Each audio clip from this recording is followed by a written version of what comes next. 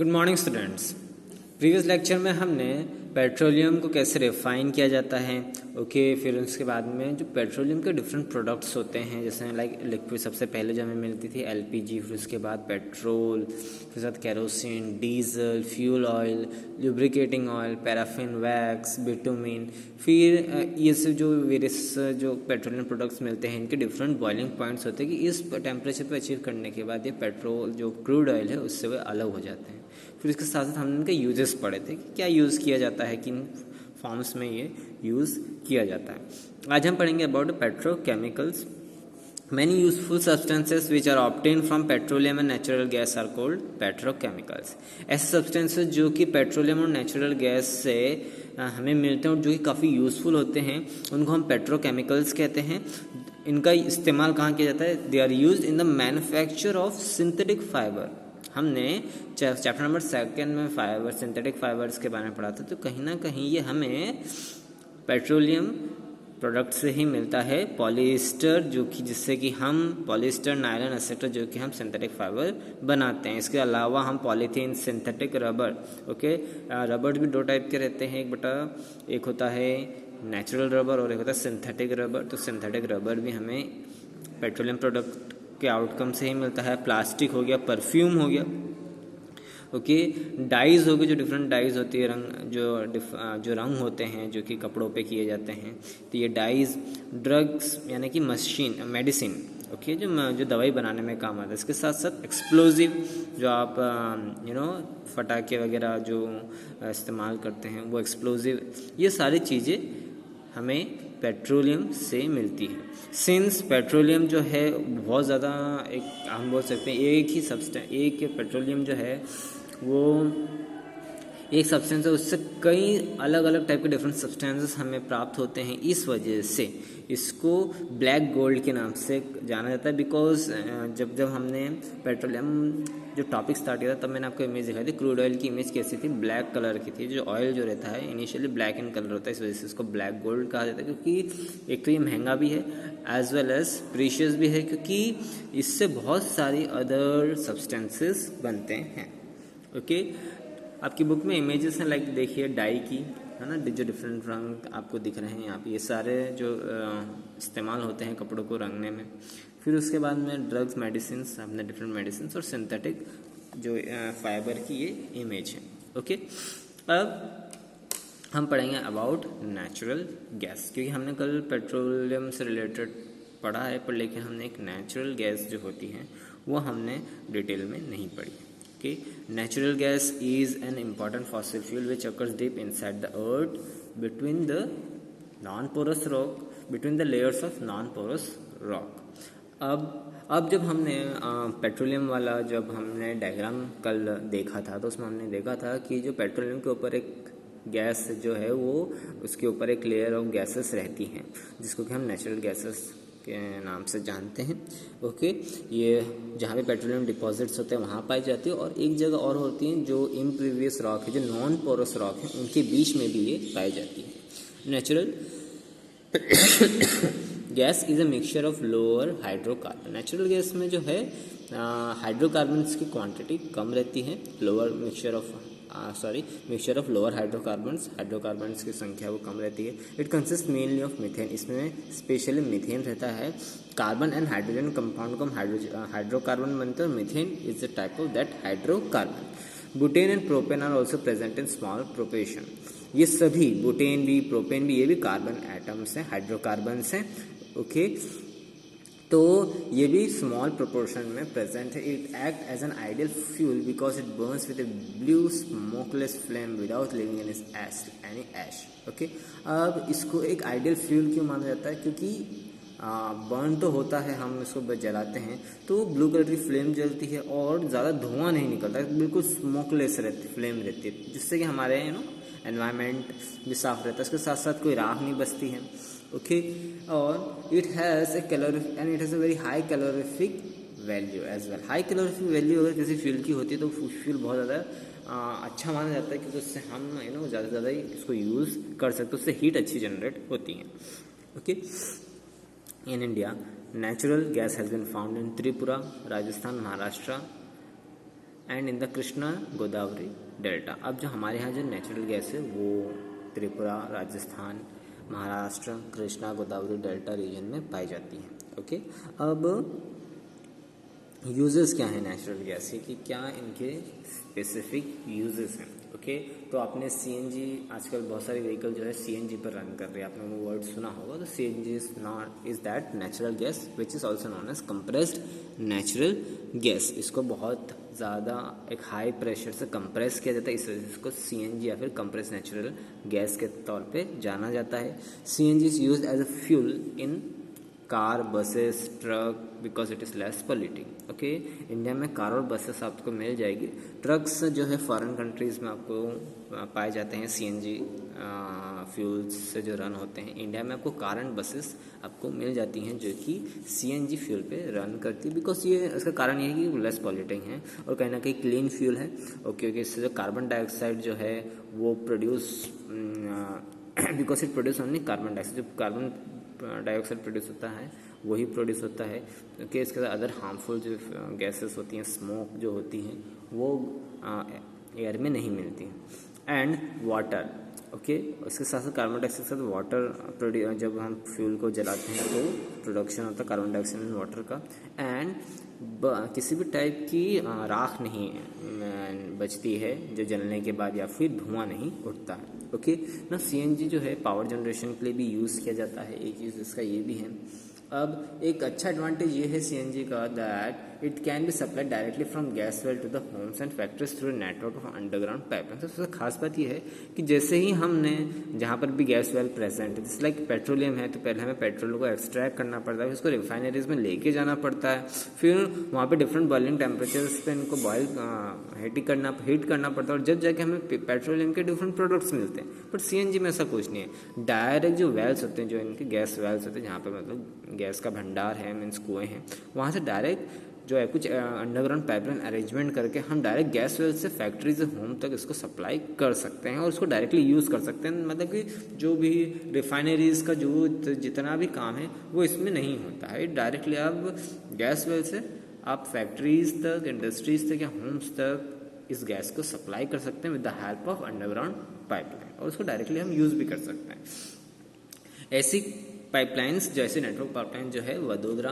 गुजरात में एग्जिस्ट करती है, और कुछ हिस्से जो दिल्ली में वहाँ पर ही एग्जिस्ट करती है। Okay, now natural gas is a starting material for the manufacturing of number of chemical and fertilisers. Natural gas जो है एक एज स्टार्टिंग मटेरियल के तौर पे देखा जाता है, जिसमें कि हम फर्टिलाइजर्स होते हैं, जो खाद होती है, जो केमिकल खाद होती है, केमिकल्स बनाने में यूज़ की जाती है। Natural gas is used for manufacturing carbon black, which is used in rubber industry as a strengthening agent। अब नेचुरल गैस का एक और यूज़ होता है, ये कार्बन ब्लैक बनाता है, जो कि यूज़ किया जाता है रबर इंडस्ट्री में, ताकि जो रबर को स्ट्रेंथ मिल सके। Okay, natural gas is also use to obtain hydrogen on industrial scale which is use in manufacturing of ammonia. अब नेचुरल गैस का जो बड़े बड़े इंडस्ट्रियल स्केल पे हाइड्रोजन बनाने के लिए भी इस्तेमाल किया जाता है, ताकि वो उससे अमोनिया बना सकें, जो कि नाइट्रोजन कंपाउंड होते हैं। Natural gas decomposes to form carbon and hydrogen on strong heating in the absence of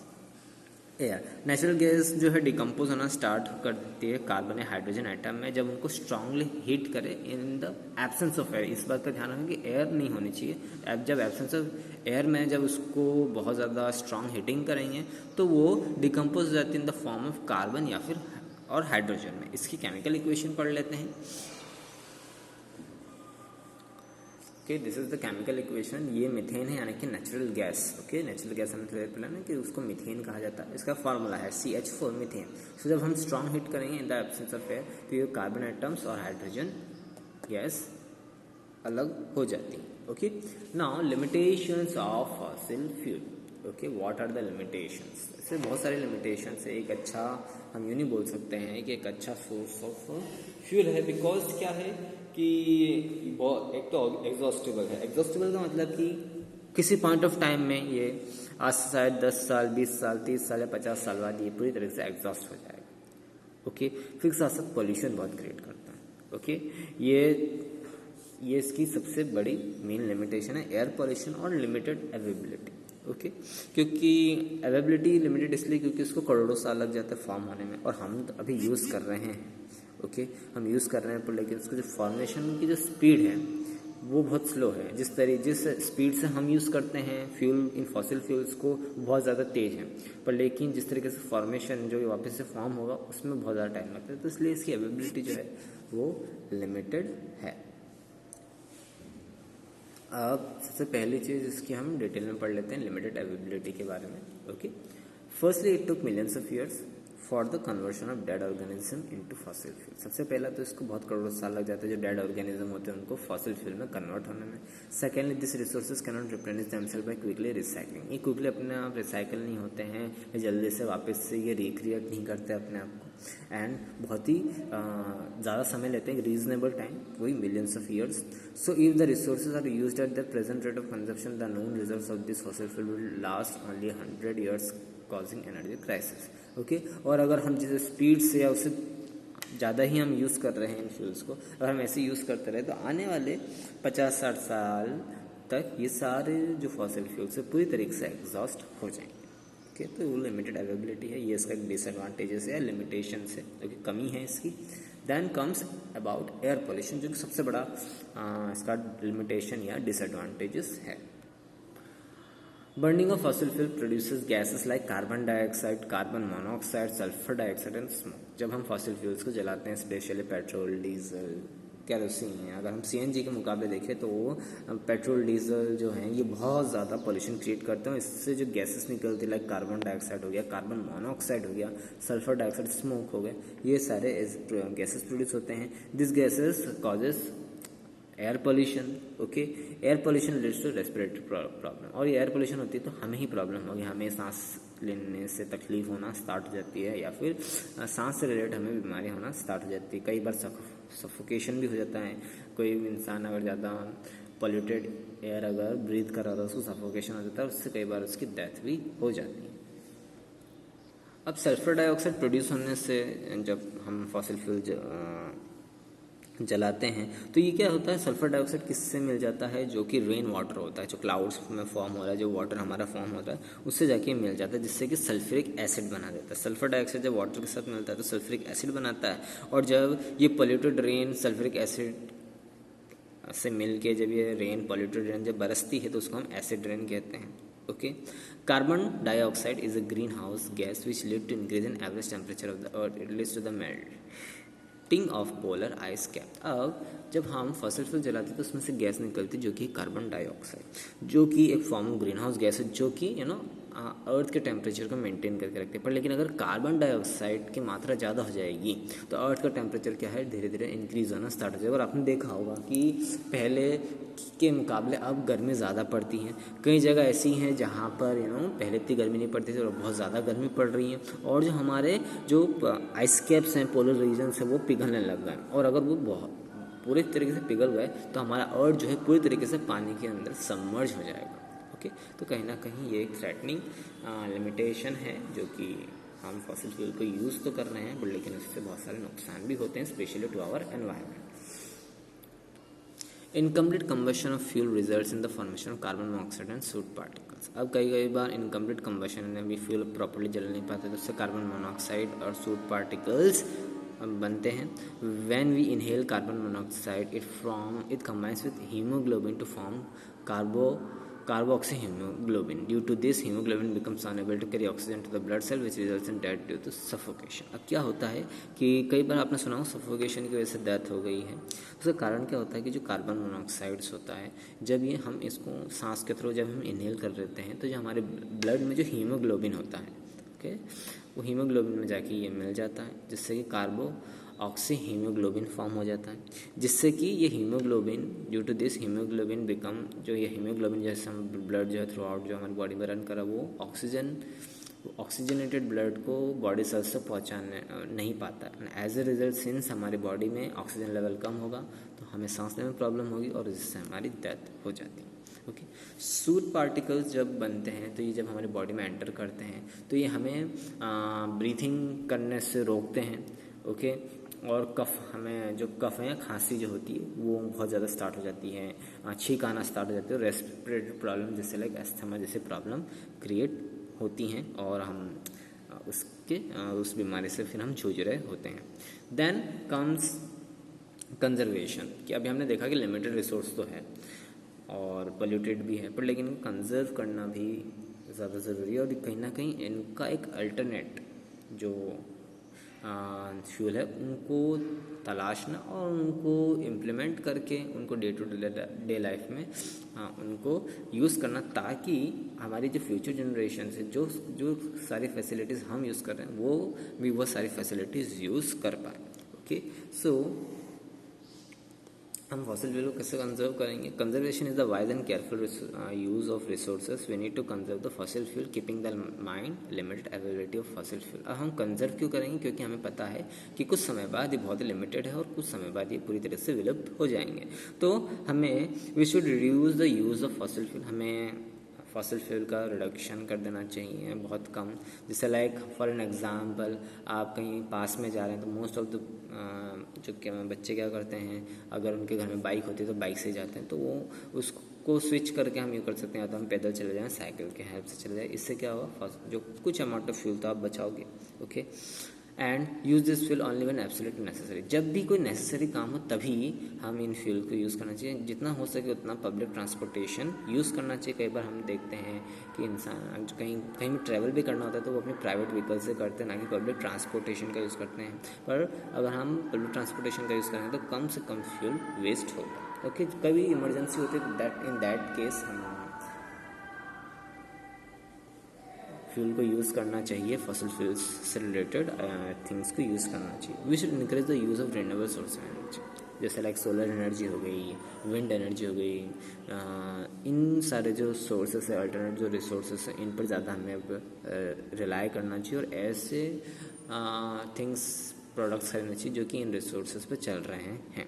जैसे लाइक हम इलेक्ट्रिक कार्स खरीद सकते हैं, आजकल इलेक्ट्रिक कार्स आ गई हैं, सीएनजी से चलने वाली कार्स हो गई। तो हम पेट्रोल डीजल की कार ना लेते हुए हमें स्विच करना चाहिए। तो ये जो इलेक्ट्रिक कार्स हैं या फिर इलेक्ट्रिक जो सीएनजी कार्स हैं, ओके, आजकल बाइक और स्कूटर्स भी जो हैं वो भी इलेक्ट्रिक आ चुके हैं। तो हमें जो हमारी जो हम व्हीकल्स की हमें आदत पड़ गई है, तो हमें इन व्हीकल्स की तरफ स्विच करना चाहिए, बिकॉज ये लेस पोल्यूटिंग है और कहीं ना कहीं इन्वायरमेंट को भी हार्म नहीं पहुंचाएगी।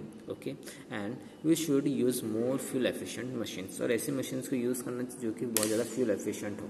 ओके, फ्यूल एफिशिएंट का मतलब ये होता है कि कम फ्यूल में वो ज़्यादा हमें एवरेज दे रही हो। ओके, है ना। कई बार हम देखते हैं, हम कोई सी गाड़ी परचेज़ कर लेते हैं या बाइक परचेज़ कर लेते हैं वो जो कि बहुत ही कम एवरेज देती है, तो हमें हमेशा ऐसी गाड़ी परचेज़ करनी चाहिए जो कि जो कि कम फ्यूल में ज़्यादा हमें आउटकम्स दे सके। फुल एफिशिएंट मशीन्स होनी चाहिए। ओके, आपका यहाँ पर चैप्टर कंप्लीट होता है। आज के लिए इतना ही। Thank you.